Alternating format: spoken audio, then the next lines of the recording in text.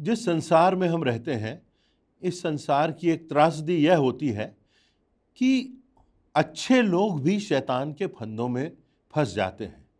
बहुत अच्छे लोग जो अच्छा करना चाहते हैं, जो अच्छा जीवन जीना चाहते हैं, जो अच्छे उद्देश्य लेकर के अपने जीवन में आगे बढ़ना चाहते हैं, जो दूसरों की मदद करना चाहते हैं, ऐसे लोग भी शैतान के वारों के कारण, शैतान की युक्तियों के कारण गिर जाते हैं, बुराई में, पाप में फंस जाते हैं और उनके जीवन और उनके परिवार बर्बाद हो जाते हैं।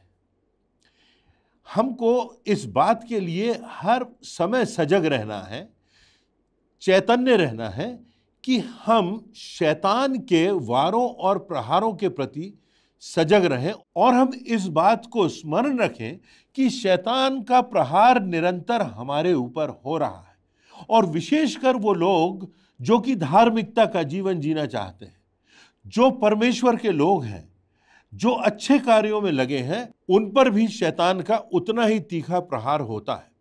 और इसलिए हमको अपनी जिंदगी में सजग रहना है, सतर्क रहना है और समझना है कि किस प्रकार से शैतान हमारी जिंदगियों को बर्बाद करने पर तुला हुआ है और हम पर प्रहार करता है।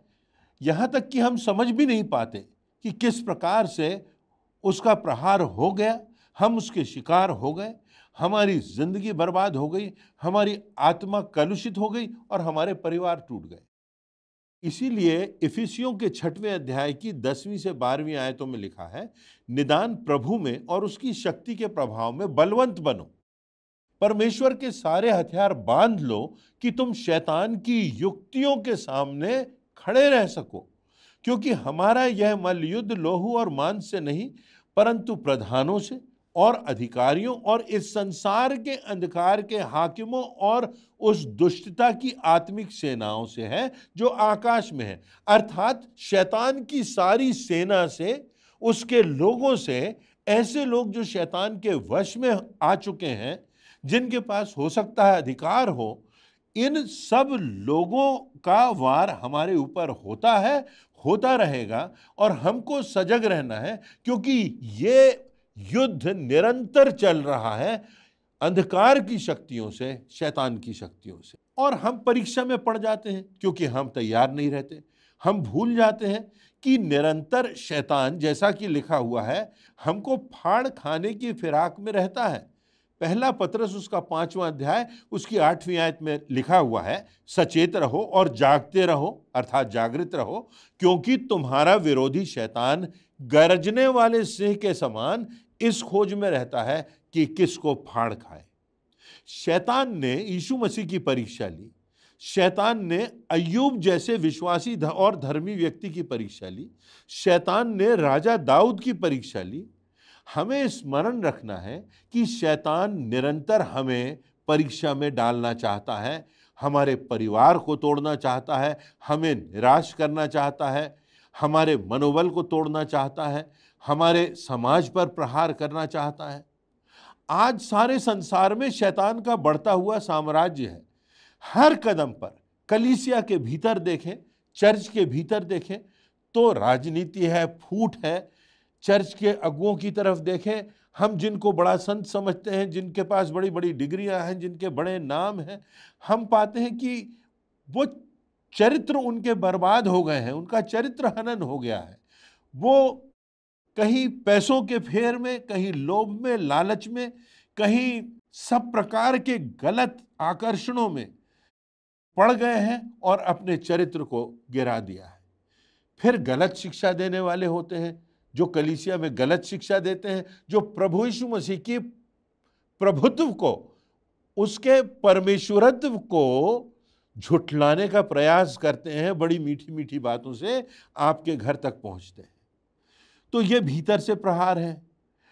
बाइबल की बातों पर अविश्वास करने की बातें उठ रही हैं, ऐसे ऐसे लेख आ रहे हैं। कहा जा रहा है कि प्रभु यीशु मसीह की जो कब्र है वो कश्मीर में है, वहाँ कश्मीर में प्रभु यीशु मसीह की मृत्यु हुई। बात कश्मीर में प्रभु यीशु मसीह की मृत्यु की नहीं है, परंतु अगर कोई लेखक अपने विद्वता को दिखाने के लिए यह प्रमाणित करने का प्रयास कर रहा है कि प्रभु यीशु मसीह की मृत्यु कश्मीर में हुई, अर्थात वो इस बात पर प्रहार कर रहा है कि परमेश्वर का वचन झूठा है। क्योंकि अगर परमेश्वर के वचन की एक आयत को, एक घटना को कोई झूठा सिद्ध कर देता है, तो हम निर्णय कैसे करेंगे कि परमेश्वर के वचन का कौन सा भाग सच्चा है और कौन सा भाग गलत है? सबके अपने अपने मापदंड हो जाएंगे और सारा ये प्रहार परमेश्वर के वचन पर है, उसके आधार पर है। और इसके लिए टेलीविजन के प्रोग्राम्स हैं, इसके लिए आज समलैंगिक विवाह सामान्य होते जा रहे हैं। यहां तक कि हमारी संसद में, हमारे बड़े बड़े जो पॉलिटिकल पार्टीज हैं, वहां इस बात पर विचार मंथन हो रहा है। सुप्रीम कोर्ट में केसेस लाए जा रहे हैं। कितने देशों ने समलैंगिक विवाहों को मान्यता दे दी है। पुरुष पुरुष से विवाह कर सकता है, स्त्री स्त्री से विवाह कर सकती है। आयरलैंड के एक कस्बे में 3 लोगों को विवाह में जोड़ा गया।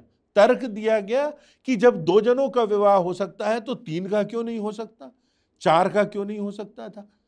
तो फिर ये सारी बातें जो हैं, जो परमेश्वर ने मापदंड स्थापित किए हैं, जो आधारभूत बातें हैं, जो परमेश्वर के वचन की बुनियाद है, उसको तोड़ने का प्रयास किया जा रहा है।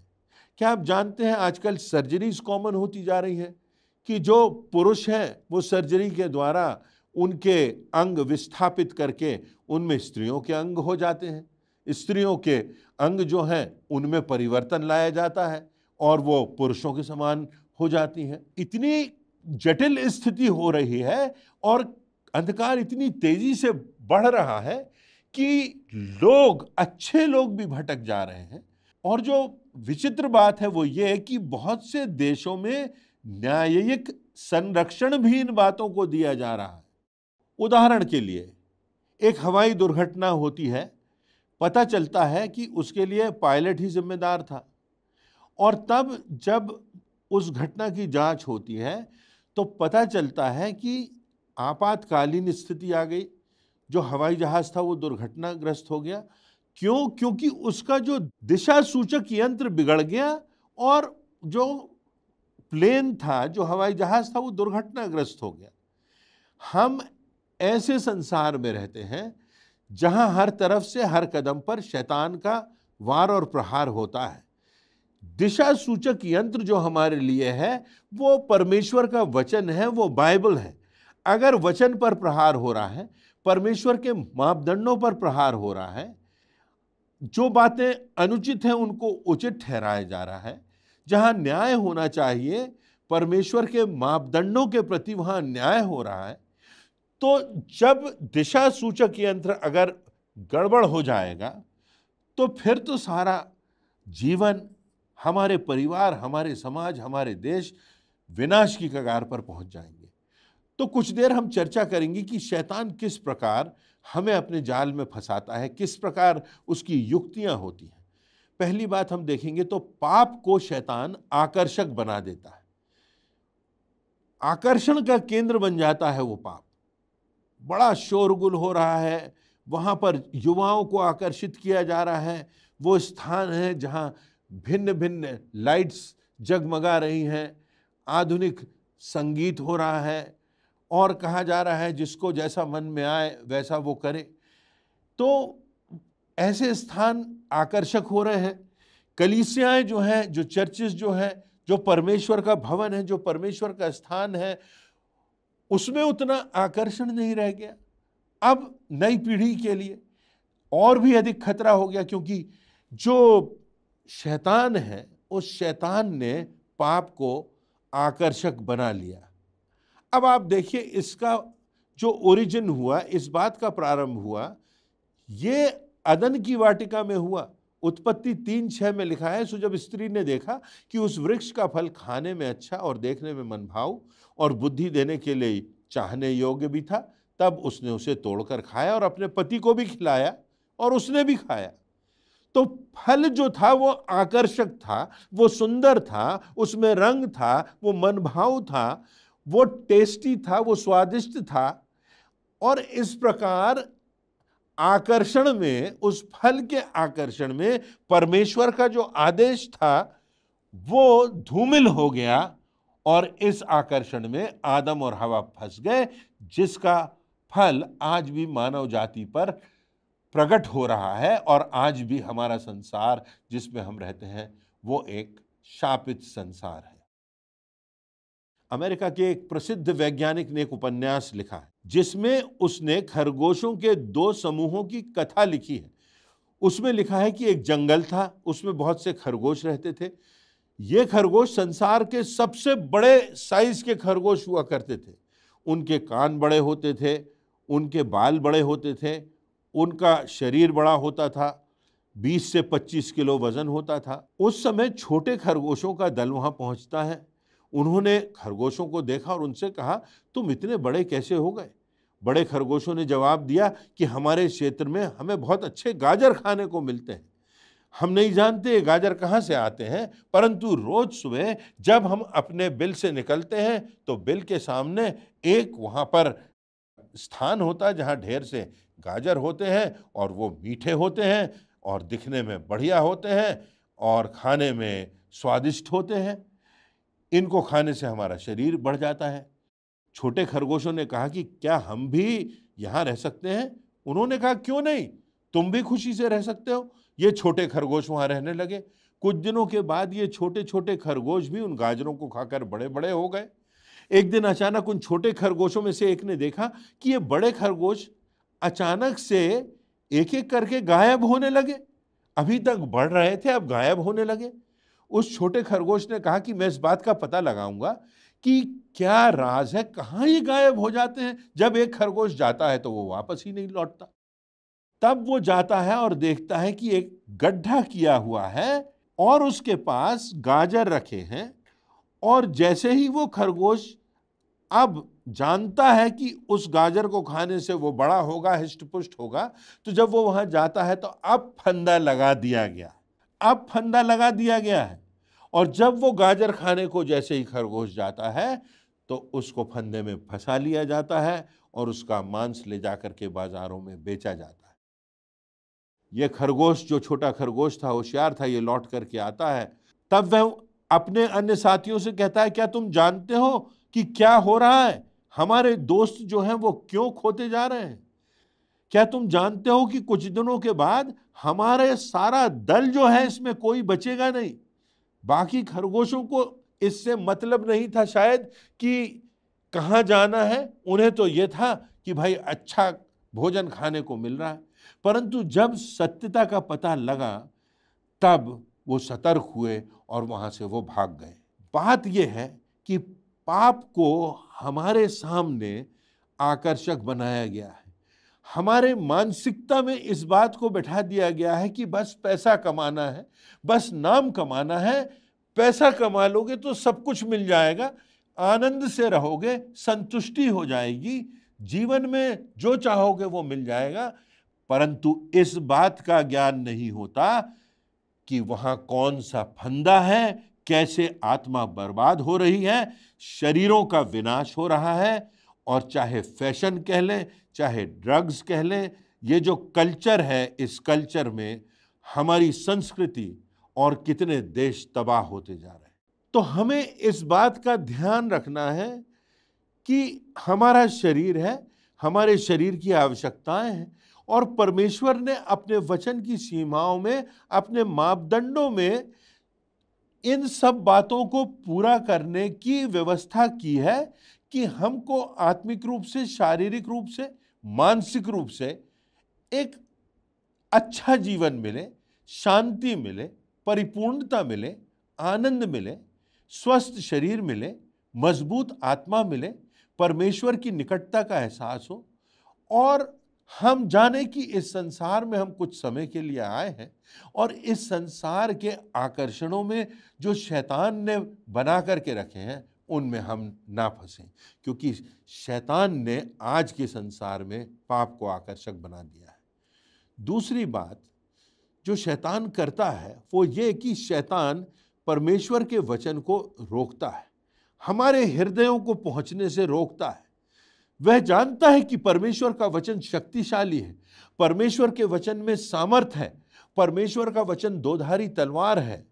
इब्रानियों 4:12 में लिखा है, क्योंकि परमेश्वर का वचन जीवित, प्रबल और हर एक दोधारी तलवार से भी बहुत चोखा है और जीव और आत्मा को और गांठ गांठ और गूदे गूदे को अलग करके वार पार छेदता है और मन की भावनाओं और विचारों को जांचता है। यह परमेश्वर का वचन है, जो हमारे भीतर, हमारी अंतरात्मा में जो गलत बातें हैं उनको काटता है, और परमेश्वर का वचन हमको जांचता है। परमेश्वर का वचन हमारे पत्थर जैसे हृदय को तोड़ता है और हमको नया आत्मिक हृदय देता है, एक नई सृजना करता है, एक नया हृदय सृजता है। परमेश्वर की आवाज में शक्ति है, इतनी शक्ति है कि वो मृतकों को जीवन दे देती है, वो पहाड़ों को हटा देती है और समस्याओं को हमसे दूर कर देती है। हमें चंगाई मिलती है, हमको शांति मिलती है। और इसलिए शैतान नहीं चाहता कि ये परमेश्वर का सामर्थी वचन हमारे हृदय में पहुंचे। एक समय था मसीह इतिहास में कि बाइबल को समझने में और समझाने का काम केवल जो प्रीस्ट वर्ग होता था वही कर सकता था, ऐसी मान्यता आ गई थी। परंतु जब विश्व युद्ध के बाद का समय आया तो बाइबल लोगों के हाथ में पहुंची, यहां तक कि कम्युनिस्ट देशों में परमेश्वर के वचन को लोग पढ़ने लगे, समझने लगे और हजारों और लाखों लोग उसके पीछे चलने लगे। बाइबल के विषय में हम बहुत बातें सुन चुके हैं।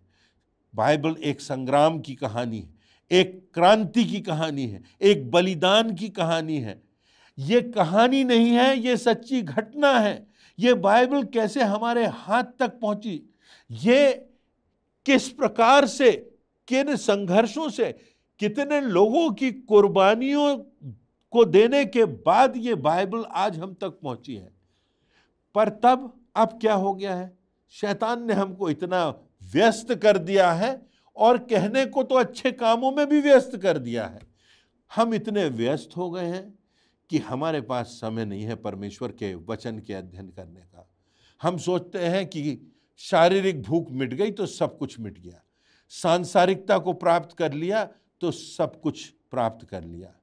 आज बाइबल में धूल लग रही है, आज बाइबल एक ड्रॉर में पड़ी है और आज बाइबल मनुष्यों के हृदयों में नहीं पहुंच पा रही है, क्योंकि शैतान ने इसको कम आकर्षक बना दिया है, हमको व्यस्त कर दिया है।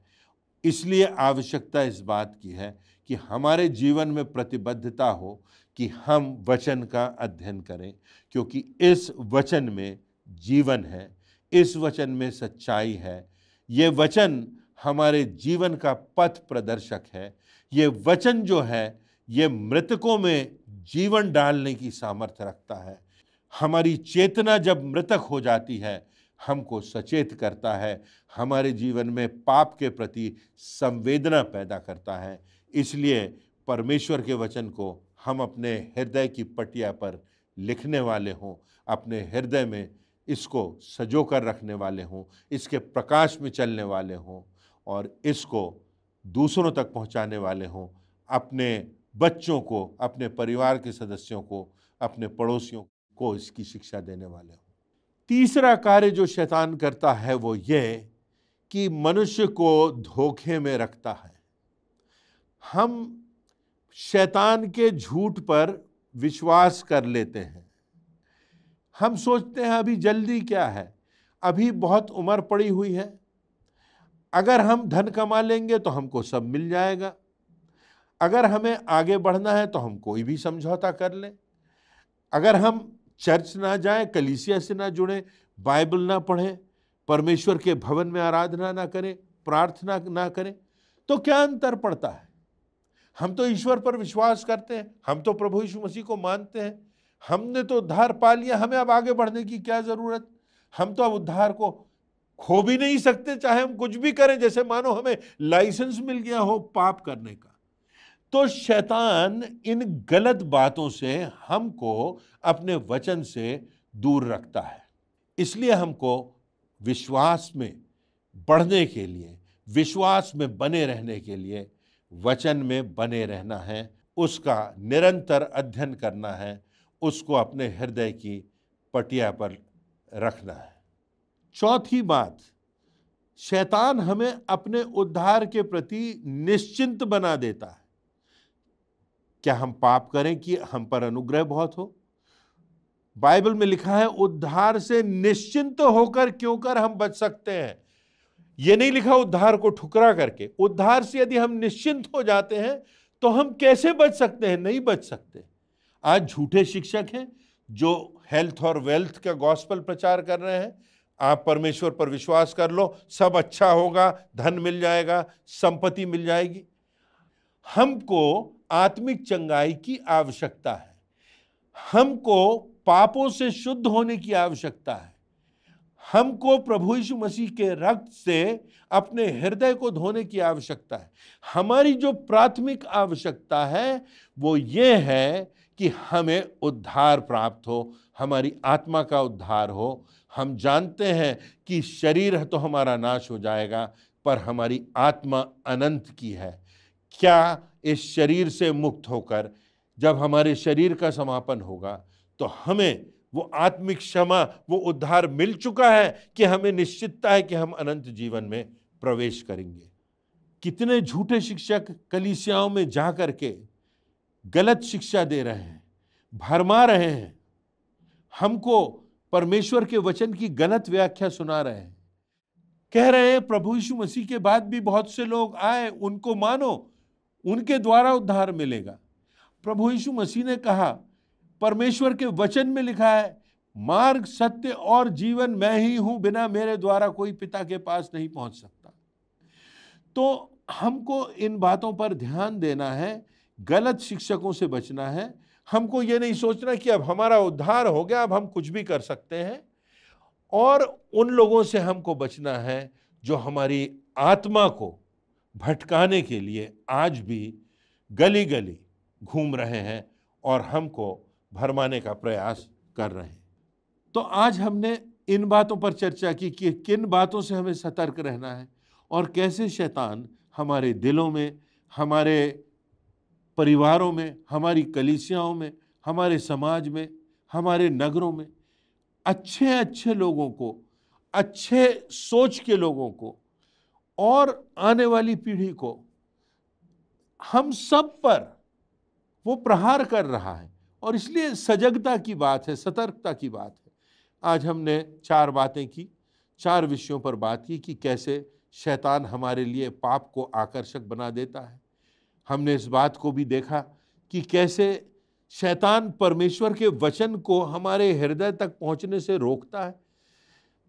हमने ये भी देखा कि कैसे शैतान मनुष्य को धोखे में रखना चाहता है। और एक बात और हमने देखी कि शैतान हमें अपने उद्धार के प्रति निश्चिंत बना देता है। हमारे जीवन में वो संवेदनशीलता, वो सतर्कता हमारे जीवनों से दूर कर देता है। तो हम इन बातों पर गौर करें और सजगता से और सतर्कता से चलें, ताकि हम अपनी आत्मा को बचा करके सुरक्षित रखें और हमें इस संसार से पार होकर परमेश्वर के भवन में उस स्थान को पाना है जो परमेश्वर ने संसार के हर एक व्यक्ति के लिए तैयार किया है, यदि हम उसके रास्ते पर चलते हैं, उससे प्रेम करते हैं और उसकी आज्ञाओं को मानते हैं। परमेश्वर इन वचनों से हम सबों को आशीषित करे।